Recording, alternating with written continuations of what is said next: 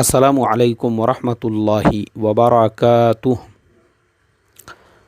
मोहतरम भाइयों, बुज़ुर्गों और दोस्तों, ये हमारा इस्लाही मुआशरा का 1041वां सबक है। मोहतरम दोस्तों, हर जुमा को इशा की नमाज के बाद हमारे इस्लाही मुआशरा फ़ाउंडेशन के जितने भी मेंबरान हैं, हम लोग बैठते हैं और मशवरा करते हैं कि भाई हमको आइंदा हफ़्ते क्या करना है, और पिछले हफ़्ते जिनको जो ज़िम्मेदारियां दी गई थी उन्होंने अपनी ज़िम्मेदारियों को किस तरीक़े से अदा किए।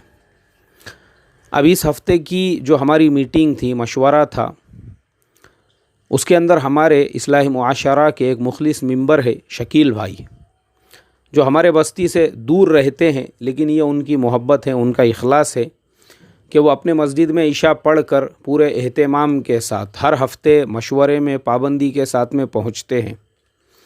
इस हफ़्ते भी वो पहुँचे और पहुँचने के बाद में उन्होंने एक उमूर रखा। बोले, देखो मेरी जो बस्ती है जहाँ पर मैं रहता हूँ और जिस रास्ते से मैं गुज़रता हूँ, रेलवे का एक गेट है, वहीं पे बाजू में एक पत्थर है, एक बुज़ुर्ग आदमी है, और वो बुज़ुर्ग आदमी जो है कई दिनों से मैं देख रहा हूँ उस पत्थर को टेक लगा कर बैठे हुए हैं। सुबह शाम किसी भी वक्त में जाओ तो वो वहीं पे नज़र आते हैं। शिद्दत की सर्दी पड़ रही है, सूरज शक्ल से साहिब ईमान नज़र आते हैं। तो मेरे जहन में ऐसा है कि भाई हम अपने फ़ाउंडेशन के ज़रिए से उनके लिए क्या कर सकते हैं, तो हम उनसे मुलाकात करेंगे। मैंने कहा ठीक है, कोई मसला नहीं है, कल शनिचर है, मुझे छुट्टी रहती है, इंशाअल्लाह पुनः ऐसा करेंगे। असर की नमाज के बाद में आप भी आ जाइए, मैं भी अपने मकान से जो है निकल जाऊंगा और इंशाअल्लाह उनसे जाकर मुलाकात करके बातचीत करेंगे, पूछेंगे, पता करेंगे कौन है क्या है। अब शनिचर के दिन जैसा हमने तय किया था उसी एतबार से मैं असर के बाद में यहाँ से चला। हमारे शकील भाई भी वहाँ पे पहुँच गए। अब हम दोनों ने जो है जाकर उनसे मुलाकात की।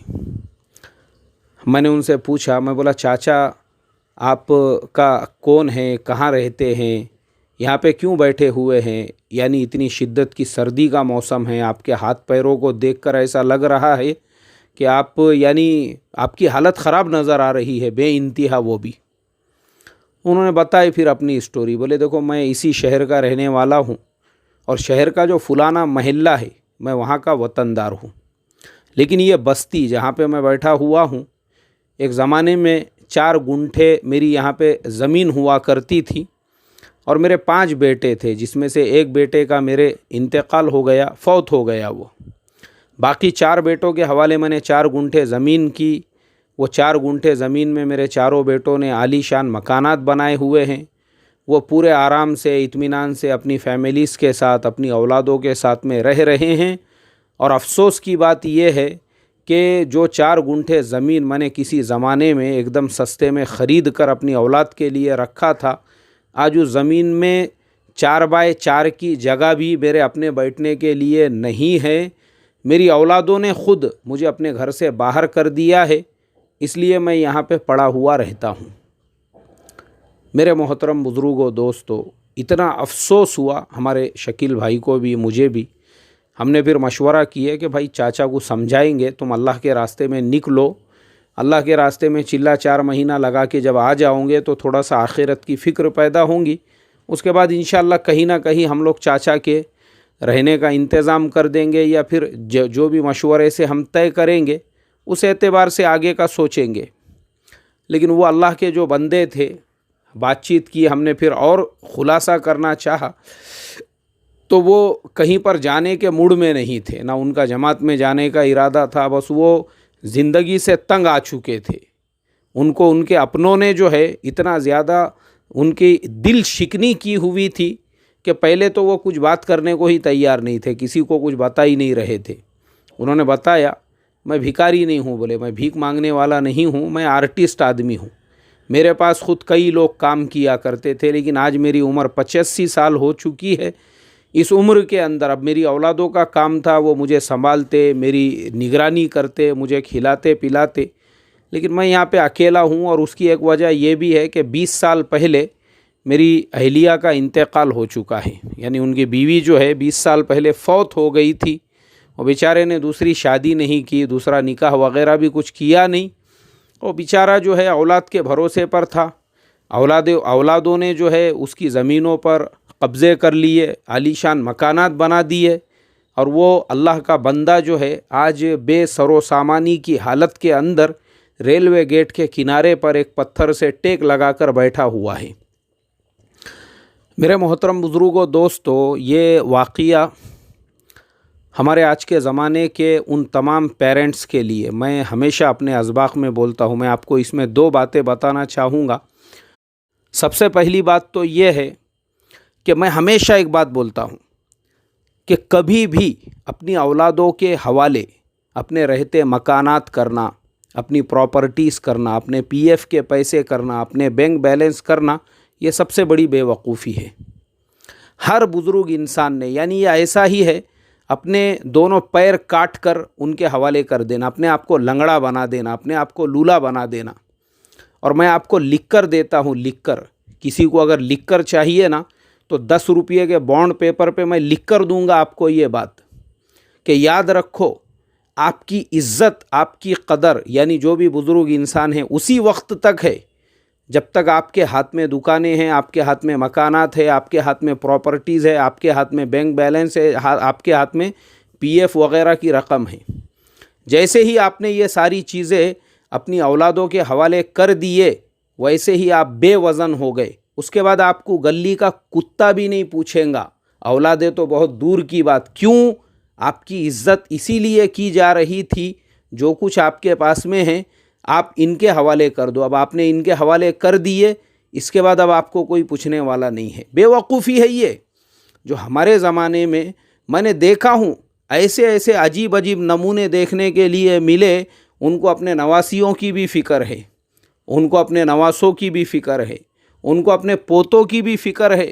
ارے حضرت، آپ کو پوتوں کی، نواسوں کی اور اکھڑ اور پکھڑ جو ہے رشتہ داروں کی فکر کرنے کی ضرورت نہیں ہے۔ آپ اپنی فکر کیجئے، آرام سے کھائیے پیئے، اپنے صحت کا خیال رکھیے۔ اللہ نے یہ مال، یہ دولت، یہ سب کچھ آپ کو اسی لیے دیا ہے۔ رہا اولادوں کے حق کا مسئلہ، رہا نواسوں کے حق کا مسئلہ، رہا نواسیوں، پوتروں، پاتریوں کے حق کا مسئلہ، وہ آپ کی ذمہ داری نہیں ہے۔ آپ جب دنیا سے چلے جائیں گے تو پھر انشاءاللہ خود بخود برادری جو ہے ان کے درمیان میں اس کو تقسیم کر دیں گی۔ وہ سماج کی ذمہ داری ہے، وہ معاشرے کی ذمہ داری ہے، وہ ملت اسلامیہ کی ذمہ داری ہے۔ آپ کے قبر میں جانے کے بعد ان کے درمیان میں اس کو تقسیم کرے۔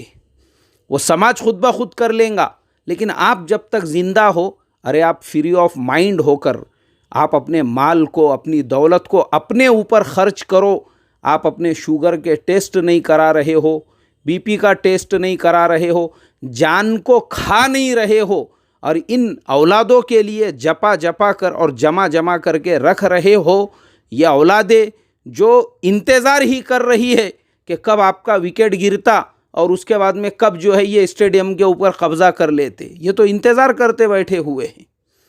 تو میں اس واقعے سے مجھے جو عبرت ملی، میں ہمیشہ بولتا ہوں اور میں بولتا رہوں گا، بھلے کس کی اولادوں کو میری یہ باتیں کتنی ہی کڑوی لگے اور بری لگے کہ آپ ہمارے والد کو بہکا رہے ہو۔ جیسا میں نے اس سے پہلے بتایا تھا کہ میں بچوں کو پڑھاتے بیٹھا اور ایک نوجوان آ گیا میرے ساتھ میں حجت کرنے کے لیے کہ تمہاری باتیں سن کر میرے حضرت کا دماغ پھر گیا، بولے ورنہ 1 کروڑ کا فلیٹ بیچ کر ہم بہن بھائیوں کے اندر وہ بانٹنے ہی والے تھے، لیکن انہوں نے جیسے ہی سنا کہ مرنے کے بعد اولاد کا حق ہے، زندگی میں ان کو کچھ دینے کی ضرورت نہیں ہے، تو اپنی بات پہ وہ اٹل گئے۔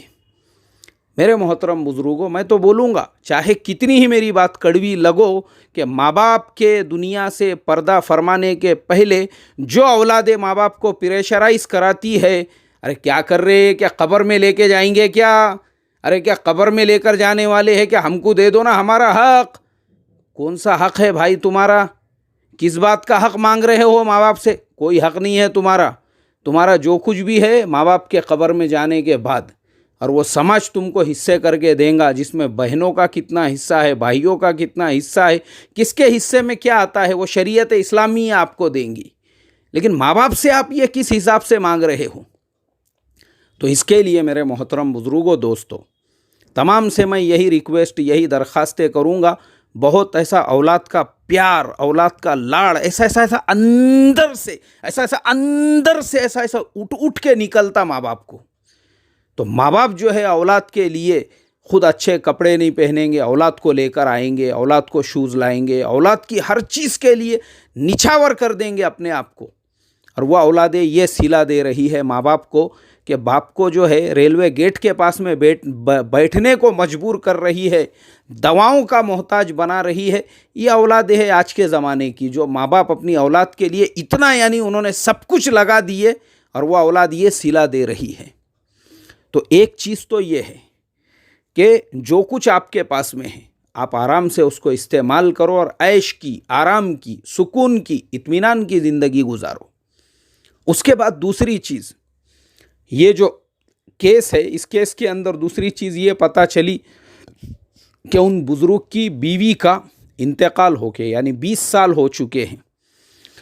اب میرے محترم دوستو، یہ بھی ہمارے سماج کی ایک بہت بڑی خرابی ہے کہ اگر کوئی بوڑھا آدمی، بزرگ آدمی ہے جس کی عمر 50 سال، 55 سال، 60 سال ہو جاوے اور اس کے بعد اس کے بیوی کا انتقال ہو جائے تو سماج اس بات کو ضروری نہیں سمجھتا ہے کہ اس کا دوسرا نکاح کیا جائے.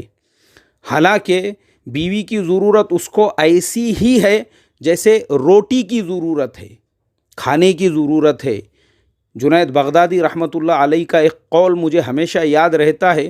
وہ فرمایا کرتے تھے اگر اللہ تبارک و تعالی مجھے یہ بول کر دنیا میں بھیجتا کہ جنید تجھے دنیا میں صرف ایک دن جینا ہے تو تب بھی میں وہ ایک دن میں نکاح کرتا اور بیوی کے ساتھ میں گزارتا، اس لیے کہ میں وہ ایک دن بھی رنڈوا رہ کر نہیں گزارنا چاہتا ہوں. اب یہ جو رنڈوا لفظ ہے اس کے کوئی غلط معنی نہیں ہوتے ہیں، یہ اردو کا فصیح لفظ ہے. رنڈوا اسے کہتے ہیں جس کی بیوی کا انتقال ہو جاوے یا جو بغیر بیوی والا ہو، اور رانڈ اس عورت کو کہتے ہیں جس کے شوہر کا انتقال ہو جائے. یہ پیور اردو کے الفاظ ہے، آپ لغت میں دیکھ سکتے ہیں. رانڈ کا مطلب کچھ غلط نہیں ہوتا اور رنڈوے کا مطلب بھی کوئی غلط نہیں ہوتا. ان دونوں کے معنی یہ ہوتے ہیں، رنڈوا وہ مرد جس کی بیوی مر جاوے اور رانڈ وہ عورت جس کے شوہر کا انتقال ہو جائے. بہرحال تو اسلامی شریعت کے اندر کوئی مرد اگر اس کی بیوی کا انتقال ہوتا ہے، اب آپ کو واقعات ملیں گے اللہ والوں کے، بزرگان دین کے 90 سال کی عمر میں انہوں نے نکاح کیے. 90 سال کی عمر میں سوچو آپ، 90 سال کی عمر میں بھی نکاح کے واقعات آپ کو ملیں گے.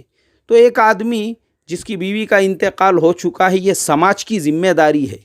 اور آج ہمارا سماج تو عیب سمجھتا ہے کوئی بوڑھا بزرگ اگر نکاح کرے تو سب سے پہلے تو سماج کے وہ لوگ جن کو دنیا دیندار سمجھتی ہے ویسے ہی لوگ جو ہے اس آدمی کا مذاق اڑانا شروع کرتے. دیکھو بولتے ہیں بڈھے کو بڑھاپے میں جوانی چھوٹی، بولے جوان عورت سے اس نے نکاح کیا. ارے اگر وہ نکاح نہیں کرتا اور زنا کرتا تھا تو پھر بھی سماج جو ہے اس کے منہ پہ کالک پوتتا تھا کہ بڈھے کی عمر قبر میں جانے کی ہو گئی اور دیکھو اس نے ایسا گناہ کا کام کیا. اس لیے میرے محترم بزرگوں، دوستو، شریعت اسلامیہ کو زندہ کرو. سماج کے اندر جو بوڑھے ہیں یا ایسی عورتیں ہیں جن کے شوہروں کا انتقال ہو چکا ہے، ہم مسلمان سماج میں چونکہ ہم رہتے ہیں انڈیا کے اندر، میں ہمیشہ بولتا ہوں ہمارا اسلام بھی انڈین اسلام ہے. افتؤمنون ببعض الکتاب وتکفرون ببعض، پکے مسلمان نہیں ہوئے، ابھی ادرے گدرے ہی ہیں ہم. اس لیے ہمارے سماج میں ایک بوڑھی عورت جو بیوہ ہو چکی ہے، جس کی عمر 35، 40، 50 سال ہے، اس کا ہم کیا نکاح کریں گے جب ہمارے سماج میں جوان لڑکیاں جو بیوہ ہو چکی ہے، سماج کو ان کے نکاح کی فکر نہیں ہے. اللہ حفاظت فرمائے. تو اس کے لیے میرے محترم دوستو، یہ بزرگ کا جو حال ہوا، ایک تو بیوی نہیں، کیونکہ حضرت تھانوی رحمۃ اللہ علیہ کی ایک کتاب میں نے پڑھا تھا کہ مرد کی جو خدمت اس کی بیوی کر سکتی ہے دنیا میں ویسی خدمت اور کوئی نہیں کر سکتا. اس کے لیے میں آپ سے درخواست کروں گا اپنی پراپرٹیز، اپنے بینک بیلنس، اپنے مال، اپنی دولت کو اپنی زندگیوں میں اپنی اولادوں کے، اپنی بیٹیوں کے حوالے مت کرو. اور ایسے ہی اگر کسی کی بیوی کا انتقال ہو جاوے وہ فوراً اپنے نکاح کی فکر کرے اور ایسے ہی سماج کے اندر اگر کوئی لڑکی بیوہ ہو جاتی ہے اس کا دوسرا نکاح کر کے دے. اللہ تبارک و تعالی مجھے آپ کو عمل کی توفیق عطا فرمائے. السلام علیکم ورحمۃ اللہ وبرکاتہ.